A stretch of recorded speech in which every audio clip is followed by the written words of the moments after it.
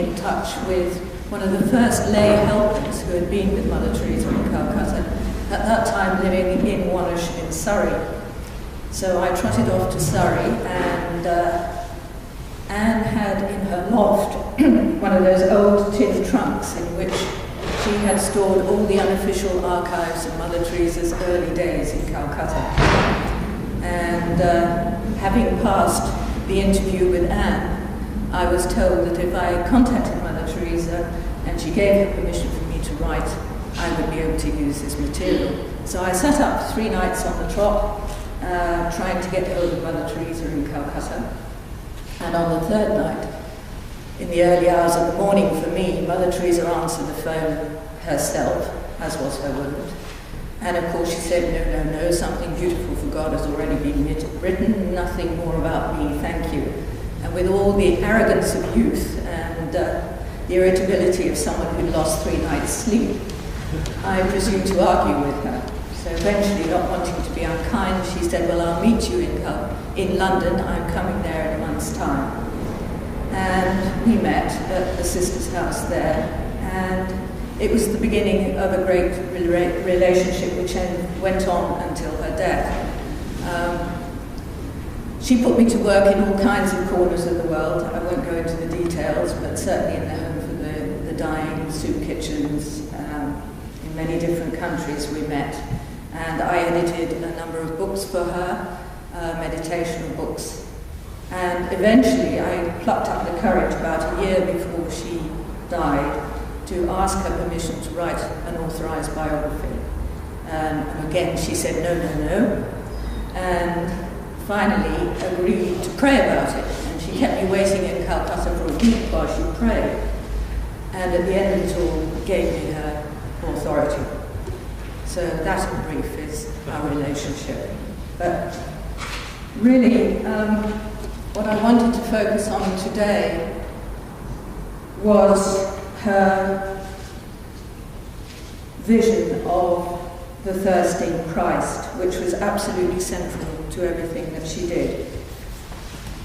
On the 10th of September 1946, on what was to become known as Inspiration Day, on a rattling, dusty train from Calcutta to a retreat in Darjeeling, this very ordinary Loreto nun heard what she described as a call within a call. It was an experience about which Mother Teresa would say very little. The call of God to be a missionary of charity, she once confided, is the hidden treasure for me, for which I have sold all to purchase it. You remember in the Gospel what the man did when he found the hidden treasure. He hid it. This is what I want to do for God. Because of this total commitment to hiding the treasure, the precise nature of the experience remains a mystery. Mother Teresa herself stated unequivocally that she never had a vision. The postulator for her cause of beatification has referred to inner locutions and to an experience of direct communion with God. In whatever form it was communicated, all that Mother was prepared publicly to say was that the message was singular and unambiguous. I was to leave the convent and help the poor whilst living among them. It was an order. To fail it would have been to break the faith. But I think we can infer much about what occurred on Inspiration Day and during the subsequent period of silence, solitude and prayer in Darjeeling from what Mother Teresa committed to slips of paper at the time and then entrusted to her spiritual director, Father Van Exum, on her return to Calcutta. In them, he found all the ingredients of what was to follow. She was to leave Loreto, but keep her vows. She was to start a new congregation that would work for the poorest of the poor in the slums, in a spirit of poverty and cheerfulness. There would be a special vow for the poor. There would be no institutions, hospitals, or large dispensaries. The work was to be among the abandoned, those with nobody, the very poorest. Equally significantly, when she returned to Loreto and Tally, where she had been teaching for many years in Calcutta, she led a retreat on the cry of the crucified Christ from the cross, I thirst. and on the request in St. John's Gospel to the Samaritan woman, "Give me to drink." She spoke then apparently with extraordinary intensity. Others subsequently identified what they called a fire in her. From this, and from the very specific spirituality that would eventually be enshrined in the constitutions of the congregation she was to found, something of the importance of the experience, and particularly the insight she had received, can be deduced. The new congregation's express aim would be to quench the infinite thirst of Jesus Christ on the cross for love of souls. The weight given to this general aim would in time be underlined by the fact that every single one of the Society's chapels throughout the world, and there are now some 500 of them, will be inscribed with the words, "I thirst." Those called to respond to that thirst by taking, in addition to the usual vows of poverty, chastity, and obedience, a fourth unique vow of wholehearted free service to the poorest of the poor, would be called missionaries of charity, carriers of God's love. Beyond this lay Mother Teresa's conviction that when Jesus Christ spoke the words, "I thirst," on the cross, he did so as a revelation of God's longing to draw humanity to himself. She saw that cry as an expression of the same thirst revealed to the woman at Jacob's well, a thirst that could not be quenched by water alone, but above all by love. To the end of her life, Mother Teresa insisted that the single most important reason for the existence of the congregation she founded was in order to satiate the thirst of Christ, the thirst which is the physical, symbolic expression of a spiritual cry for acceptance and love. The response to this cry, though spiritually inspired, was physical and characteristically practical. Today, God loves the world so much that he gives you and he gives me to love the world, to be his love and his compassion. Love was certainly not something wishy-washy or sentimental for Mother Teresa, nor was it abstract, and nor was poverty something to be understood intellectually or in theory. One had to dive into it and touch it in order to understand. This was what God was asking of her, and this was what she had to do. Inspired by St. Teresa of Lisieux, who had made an earnest promise to refuse God nothing, during her time at Loreto, Mother Teresa had made a similar commitment. An inner struggle ensued between her love for God and the determination to comply with anything at all he might ask of her, and the fears and doubts arising from a sense of her own unworthiness and weakness. We have a letter addressed to Archbishop Ferdinand Perrier of Calcutta shortly after Inspiration Day, but made public only after her death. In it she wrote, "During the year, very often I had that longing to be all for Jesus and to make other souls, Indian especially, come and love him fervently. But as I thought this to be one of my desires, I put it off again and again. To identify myself so much with Indian girls would be out of the question. After reading the life of St. Cabrini, the thought kept coming, why can't I do for him in India what she did for him in America? Why was she able to identify herself so much with the Americans as to become one of them? Because she did not wait for souls to come to her. She went in search of them and brought with her zealous workers. Why can't I do the same for him here? How could I? I have been and am very happy as a Loreto nun. To leave what I love and expose myself to new labours and suffering, which will be great. To be the laughing stock of so many, especially religious. To cling and choose deliberately the hard things of an Indian life. To loneliness and ignominy, to uncertainty. And all because Jesus wants it. Because something is calling me to leave all and gather the few to live his life to do his work in India. For 2 years, the true nature of this second calling was tested by the church authorities until finally in 1948 she stepped out into the city streets to live as one with the poorest of the poor, in whom she and her missionaries of charity would identify Christ in his distressing disguise. In the hungry, thirsty, broken bodies of the poor, she saw the Christ of St. Matthew's Gospel, who had so specifically identified himself with those in need. Remember, she told those who came to join her in her mission, the words of St. Matthew's Gospel, "I was hungry and you gave me no food. I was thirsty and you gave me to drink. I was a stranger and you did not welcome me. Naked and you did not clothe me.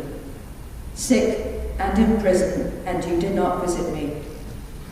Today, once more, when Jesus comes amongst his own don't know him. And yet my poor ones in the world's slums are like the suffering Christ. In them God's Son lives and dies, and through them God shows me his true face. Much of what the missionaries of charity did and do would be impossible without the conviction that they were responding to the needs of the Christ present in man. Money, for example, could not enable them to see beauty in open sores and experience joy in circumstances which rationally should engender despair. Someone once rather rashly remarked to Mother Teresa that they wouldn't touch a leper for £1,000. Neither would I, was the instant retort, but I would willingly tend him for the love of God. The special quality of love, compassion and joy, which Mother Teresa brought even to the most humble or abhorrent of tasks, could, as far as she was concerned, spring only from the belief that in tending to the broken bodies of the least of her brothers, she was literally touching her Lord. For her, Christianity was not first and foremost a social message or a struggle for justice. It was not first and foremost doing good to or for the poor. It was, above all else, an experience of God. There's a story which Mother Teresa loved to recount as a very concrete illustration of what the missionaries of charity's vocation was at its most profound level. A girl came from outside India to join the missionaries of charity. We have a rule that new arrivals must go to the home for the dying. So I told this girl, "You saw Father during Holy Mass with what love and care he touched Jesus in the host. Do the same when you go to the home for the dying, because it is the same Jesus you will find there in the broken bodies of our poor." After 3 hours, the newcomer came back and said to me with a big smile, "Mother, I've been touching the body of Christ for 3 hours." And I said to her, "How's that?" She replied, "When we arrived there, they brought a man who had fallen into a drain and been there for some time. He was covered with wounds and dirt and maggots, and I cleaned him, and I knew that I was touching the body of Christ." Perceiving that which is of God in such circumstances requires what may be described as a change of consciousness, an inner opening, however slight, into the realm of spirit. It requires us to look contemplatively. And if we are to look contemplatively, if we are to see Christ in the poor, if we are to be worthy of serving him, prayer is the primary requisite. To Mother Teresa, the possession of a pure heart that can see God was entirely dependent on prayer. My secret, she used to say, is quite simple: I pray. Love to pray, feel the need to pray often during the day, and take the trouble to pray. For prayer enlarges the heart until it is capable of containing God's gift of himself. Ask and seek. Turn to him at all times, and your heart will grow big enough to receive him and keep him as your own. Try to be more in tune with God and more open to him, so that you will be able to see his face. Jesus said, "Blessed are the pure in heart, for they shall see God." We need to have an open heart to be able to see God in others. It's not possible to engage in the direct apostolate without being a soul of prayer. Mother Teresa was convinced that it was not really possible to bring peace to the dying tend the open wounds of the leper, and nurture the tiny spark of life in babies whom others had abandoned. In other words, really to love as she did, without prayer. Without prayer, I work for even half an hour. I get my strength from God through prayer. You can pray while you work. Work does not stop prayer, and prayer does not stop work. It requires only that small raising of the mind and heart to Him. I love you, God. I trust you. I believe in you. I need you now. Small things like that, she said, are wonderful prayers. The poor are also our prayer. They carry God in them. Prayer means praying everything. When I was asked to give this talk, something in me instinctively felt that Mother Teresa would be uncomfortable with the application of the term mystic to her. Partly, I think, because I knew the lengths to which she had gone to have the letters revealing the extent and nature of her intimate relationship with God, published after her death, destroyed. Her spiritual director had told me how she had come to him repeatedly on bended knee to ask that they be burnt, and some of them were in the end. When you make it public, it loses its sanctity, she once said, as an explanation of her inability to talk about the inspiration for her congregation. Another reason for her discomfort would, I believe, be not unrelated to her reluctance to have herself publicly associated with the great Teresa of Avila. She always insisted that her chosen religious name of Teresa was after Thérèse of Lisieux, the little flower. It would have been inconceivable to her that she should find herself in the company of mystics such as St. John of the Cross. Certainly, however, she was one who sought by contemplation and self-surrender to achieve oneness with God.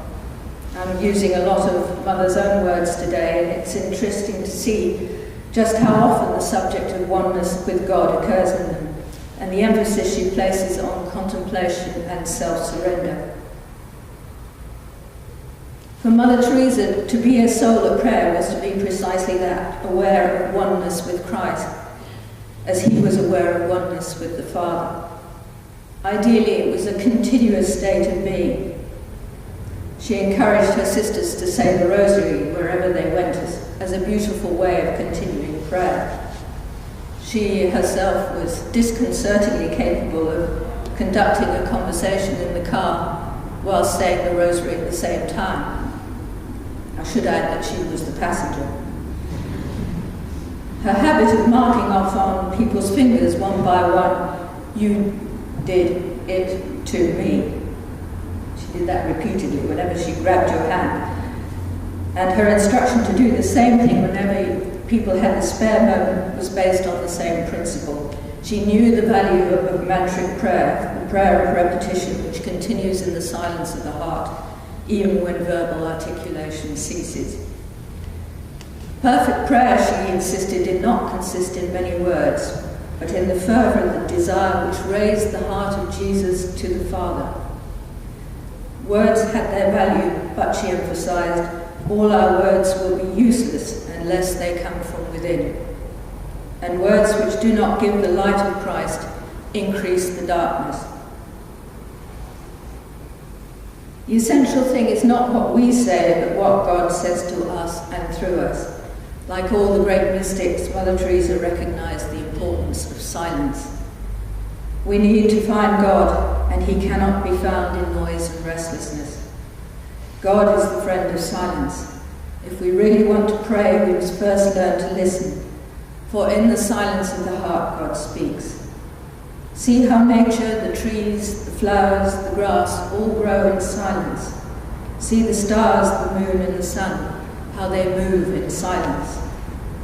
Deep prayer and contemplation is a response to the love of God. It does not start with active efforts or anxious striving on our part, but with love powerfully experienced. For Mother Teresa, the love of God was most readily experienced in a state of receptive, listening silence. Her words on silence: if we really want to pray, we must first learn to listen, for in the silence of the heart God speaks.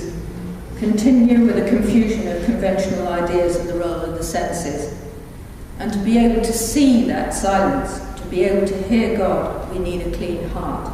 For a clean heart can see God, can hear God, can listen to God. Prayer, she said, must come from the heart and must be able to touch the heart of God. To look contemplatively is not to analyse. It is to behold not with the senses, but with the eyes of the heart. It is to nurture an awareness which takes us beyond sensual perception. I do not think as you do, was a remark she often made to those who sought to point out the nonsense, the futility of what she was trying to do. Can you buy a child for 10 rupees? She once protested. No. Can you say a child's life is worth 10 rupees? No. But you give me 10 rupees and I will save that child's life. I do not add up and subtract as you do. If people really wanted to understand, she didn't try to explain but put them to work, because she knew that by touching the poor they would come to understand. Hers was an understanding not of the intellect but of the heart. Not the heart as seat of the emotions, but the heart as the place of direct knowledge, of clear perception beyond emotion and thought. The heart as referred to by St. Paul when he wrote to his disciples, I pray that the eyes of your heart may be opened, that you may know. Prayer is not an end in itself. If we are to pray, it is in order, Mother Teresa tells us, that we may understand how Jesus loves us, so that we in turn may love others, so that we may respond to Christ thirsting in others. Love, then, is best expressed in action. Love does not live on words, nor can it be explained by words, especially that love which serves him, which comes from him, and which finds and touches him. We must reach the heart, and to reach the heart as we must do, love is proved in deeds. In itself, the contemplative life is something hidden. It is realized in the innermost depths of the soul, but its external expression is action. The more we receive in silent prayer, the more we can give in our active life. The true interior life makes the active life burn forth and consume everything. It makes us find Jesus in the dark holes of the slums, in the most pitiful miseries of the poor, the God-man naked on the cross. Our works of charity are nothing but the overflow of our love for God from within. The love of which the missionaries and charity were to be carriers could itself only come from God. Concern, Mother Teresa used to say, is the practical expression of God's love. They must themselves, therefore, acknowledge their dependence on the invitation. If anyone athirst, let him come to me and drink.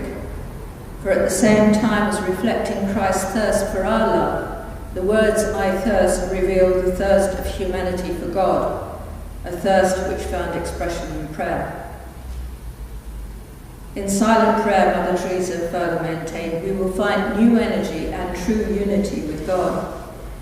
The energy of God will be ours to do all things well. The unity of our thoughts with his thoughts, the unity of our prayers with his prayers, the unity of our actions with his actions, of our life with his life.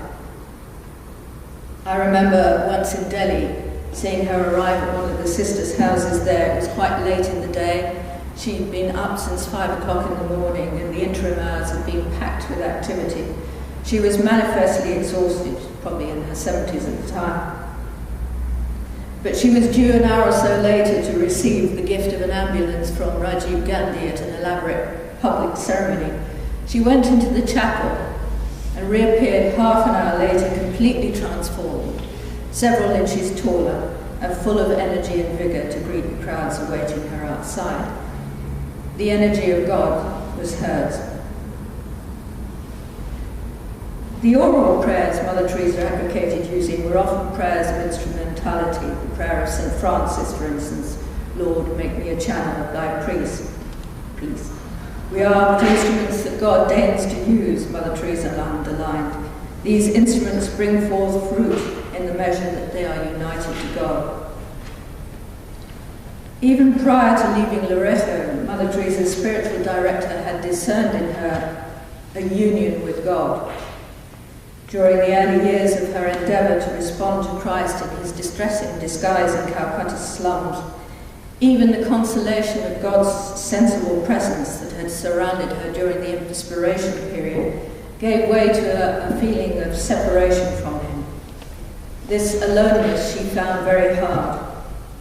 All that remained was the profound belief that the work was God's, and it was this conviction which enabled her to continue. I am more convinced that the work is not mine. I do not doubt that it was you who called me with such great love and force. It was you. It is you even now.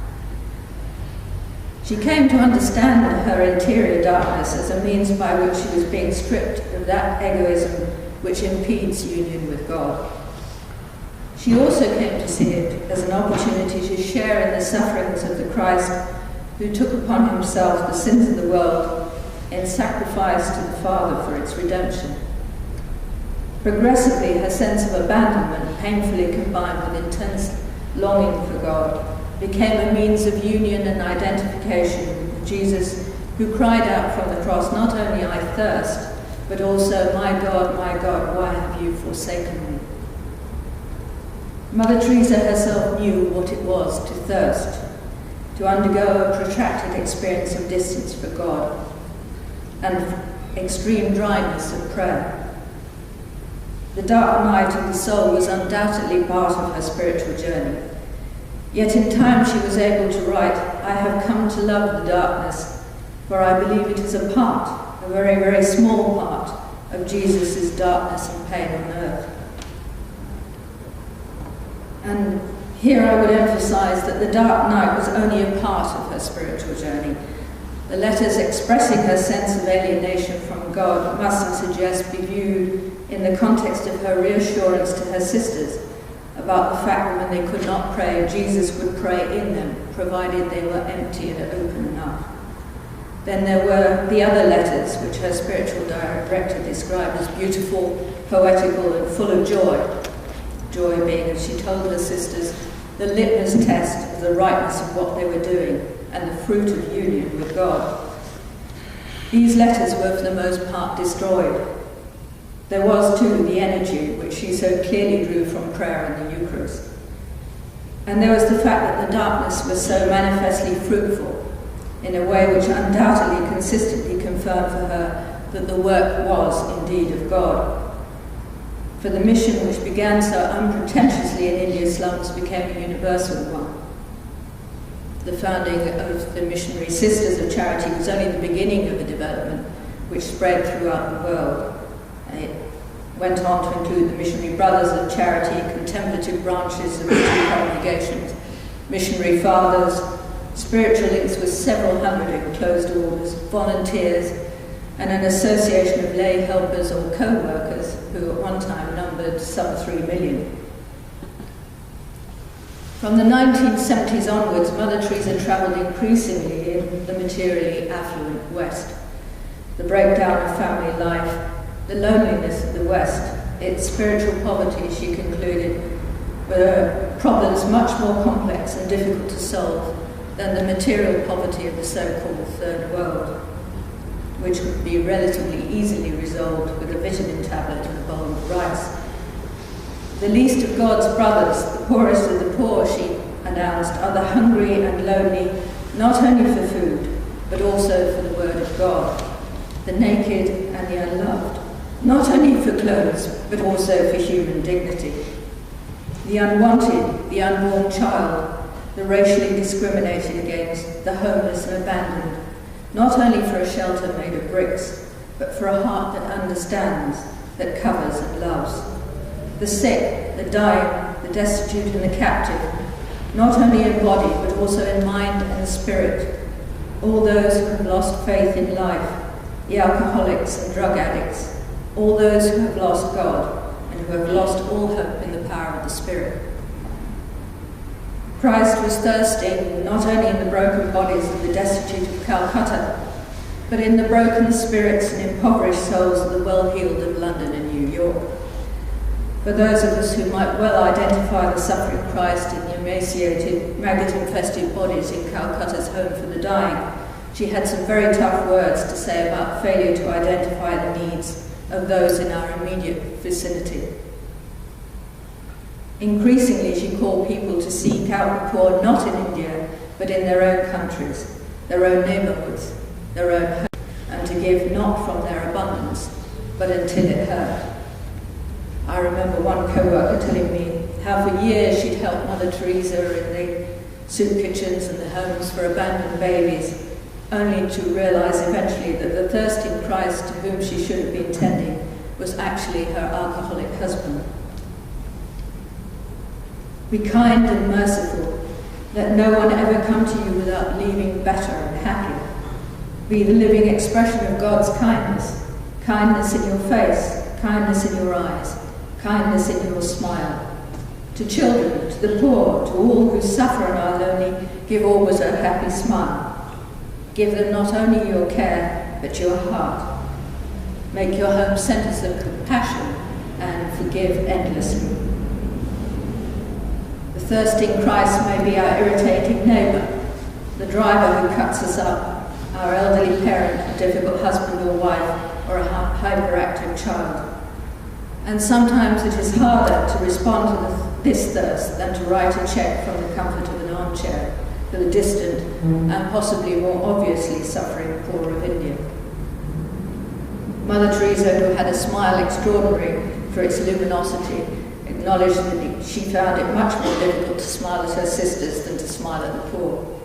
Such smiles were once again impossible without prayer. There's a two-way movement in operation. Prayer enables us to see and to respond to God in others.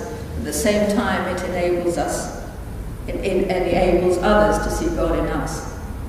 Give your light through me and remain in me in such a way that every soul I come in contact with can feel your presence in me. Cardinal Newman's prayer was used daily by Mother Teresa. Our souls, she tells us, should be like a clear glass through which others may see God.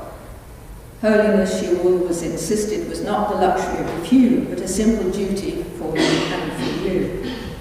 Teresa of Lisieux had shown her that the attainment of sanctity was possible not necessarily through extreme mortification, but through continual renunciation in small matters.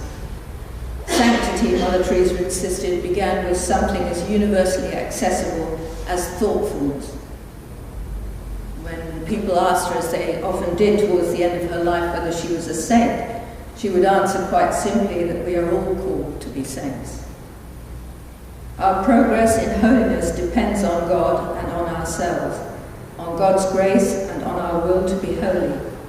We must have a real living determination to reach holiness. I will be a saint means I will despoil myself of all that is not God.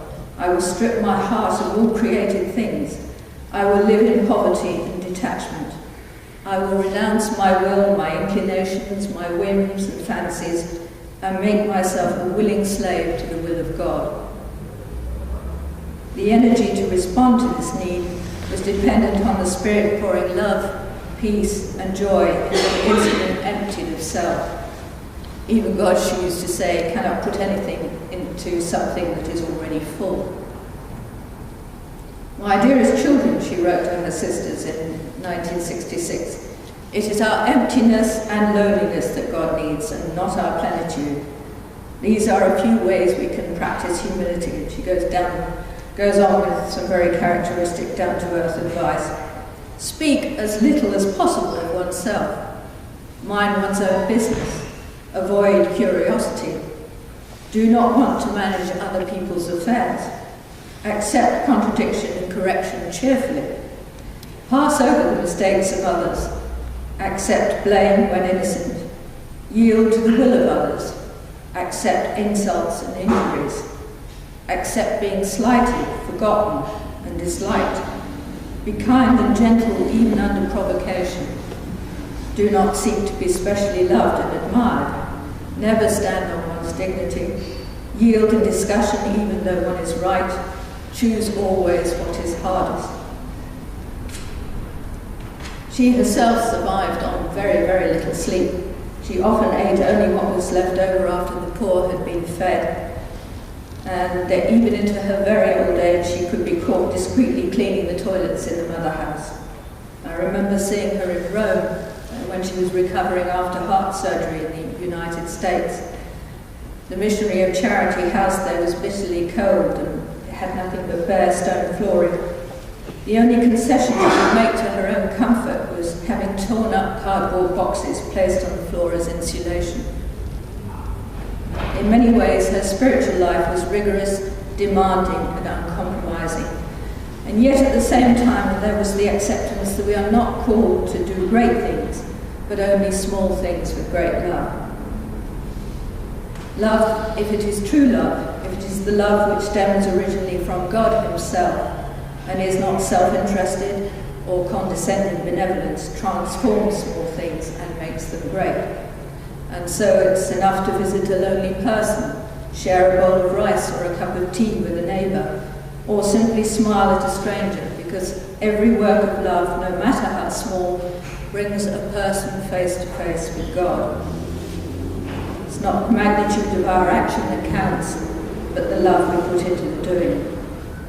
What's more, we are not all called to do everything. Saying, you can do what I can't do, I can do what you can't do, together we can do something beautiful for God, became famous all over the world. Nor are we called to be successful, rather we are called to be faithful. And if we are less than perfect, that very imperfection may be a means by which we are drawn closer to God. Self-knowledge, Mother Teresa maintained, puts us on our knees. It brings with it a sense of personal poverty and the awareness that we are but the imperfect instruments through which God may function in the world. We are, after all in our different ways poor. We have all in our different ways known what it is to be hungry, thirsty, imprisoned, bereaved, lonely, and in need of love. And that knowledge can be the beginnings of compassion in the full sense of the word, suffering with, and consolation, consoling, being with the person who is alone. What is important then is to recognize the suffering Christ present in our own poverty, and to respond to him too with the love that is the reflection of divine love. We cannot begin to understand the suffering of others unless we suffer ourselves. Pain and suffering, Mother Teresa maintained, begets life in the soul. When we suffer, the infinite love of God is there always to console. God is love. He loves each one of us. We read something beautiful in the scriptures. I have called you by your name. You are mine. Water will not drown you. Fire will not burn you. I will give up nations for you. You are precious to me. I love you. This is God speaking to you and to me, to that leper man and that alcoholic woman, to the person with a mental disability and to the little child. You are precious to me. I love you. We can therefore be joyful in the knowledge that we are loved by God, and because of this love we can trust entirely in divine providence. Never let anything so fill you with sorrow as to forget the joy of the risen Christ. Give yourself fully to God. He will use you to accomplish great things on condition that you believe much more in his love than in your own weakness. The statistics which Mother Teresa used to love to quote as an illustration of precisely to what extent God had used her, a very ordinary and inadequate pen, to write his love letter to the world, were a very concrete confirmation of this reality. One thing Jesus asks of me is that I lean upon him and surrender myself to him unreservedly. Even when I feel like a ship without compass, I must give myself completely to him. I must not attempt to control God's actions. I must not even desire a clear perception of my advance along the road. As long as I surrender myself totally, God can use me. Father, into your hands I commend my spirit. Jesus trusted his Father with an unshakable trust. And this is what we are called to do. His trust was the fruit of his intimate knowledge and love of the Father. He was fully confident that his Father would work out his plan of salvation in spite of the ineffectual means used and the apparent failure.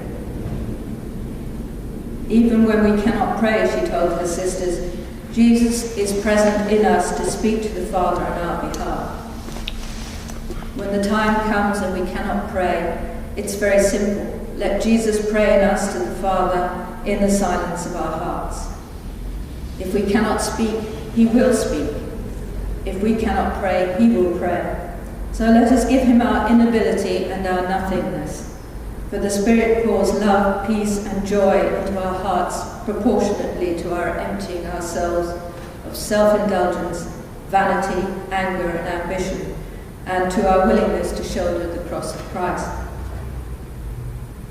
And if Jesus is present in the poor person, in our own suffering, and even in our inability to pray, he is simultaneously in the bread and wine of the altar, where his brokenness is given to sustain. Such is the delicate thoughtfulness of God that he made himself the bread of life, that we might be able to eat and live to satisfy our hunger for his love. And then he made himself the hungry one, so that we, you and I, can satisfy his hunger for our love. Jesus, whose last words on the cross were, I thirst still for you. And so, in a sense, we come full circle. This is the vision which Mother Teresa holds out to us. Christ thirsting, crying out for love in the broken bodies of the poor, and Christ simultaneously offering himself as spiritual sustenance and a source of love and joyous hope, in order that that thirst, that cry, might not go without response. Thank you.